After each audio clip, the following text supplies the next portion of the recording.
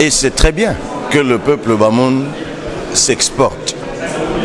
Et en cela, il se situe exactement dans ce qui est souhaitable pour un pays comme le Cameroun. Ce n'est pas moi qui vous rappellerai que le Cameroun, c'est l'Afrique en miniature. Le Cameroun est une mosaïque extraordinaire. Et lorsque ces peuplements se mettent en exergue, se mettent en avant, ils construisent une vitrine de notre identité plurielle. Parce qu'en réalité, ce qui fait le ferment du Cameroun, c'est son identité plurielle. Lorsqu'on demande qu'est-ce qui singularise le Cameroun, c'est cette identité plurielle.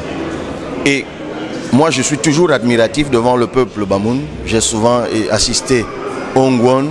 Je suis allé visiter le palais royal. J'ai eu l'honneur d'être reçu par le roi qui m'a enseigné en quelque sorte l'histoire. J'ai lu plein d'ouvrages sur le peuple Bamoun. Et je pense que c'est ce chemin-là qu'il faut suivre. Et que ce peuple Bamoun qui s'exporte montre la voie à d'autres peuples. Parce qu'il est temps que le Cameroun occupe la place que son identité lui autorise d'occuper dans le concert des nations.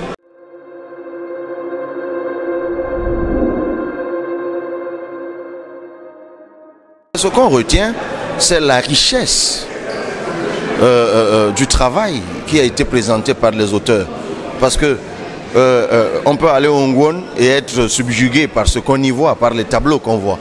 Mais lorsqu'une recherche profonde, poussée, fouillée, argumentée est rendue publique, gravée, j'ai envie de dire sur du marbre, ben, on est fier en réalité. On sort de là avec un sentiment de fierté, la joie d'appartenir à un peuple camerounais dont un des visages est aussi brillamment révélé aux yeux du monde, notamment à l'étranger. Donc on retient que le Cameroun est un grand pays, que le Cameroun renferme dans son essence des richesses, une puissance, un pouvoir qui est encore, de mon point de vue, sous-évalué, sous-utilisé. Et ce qui se fait ici est peut-être pas l'amorce, mais s'inscrit dans une dynamique qu'il faut encourager, qu'il faut propulser.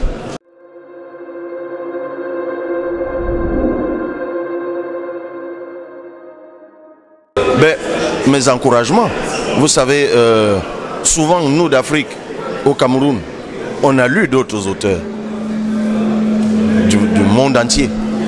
Et il y a ici deux choses. D'abord, la construction de ce que beaucoup de gens ont toujours souhaité, l'unité de l'Afrique. Parce que ici, c'est vraiment l'Afrique dans tous ses horizons qui se rassemble ici autour de sa littérature. Et moi, j'ai vraiment fait le tour hier, aujourd'hui. Et c'est impressionnant de voir tous ces éclats, toutes ces étincelles qui jaillissent de l'Afrique et qui donnent un tableau incroyable. Donc ça, c'est la première chose que l'on retient. Et l'autre chose, c'est aussi l'exportation de la pensée africaine. Et là, il n'y a pas que des Africains ici. Je vois bien d'autres nationalités, d'autres continents.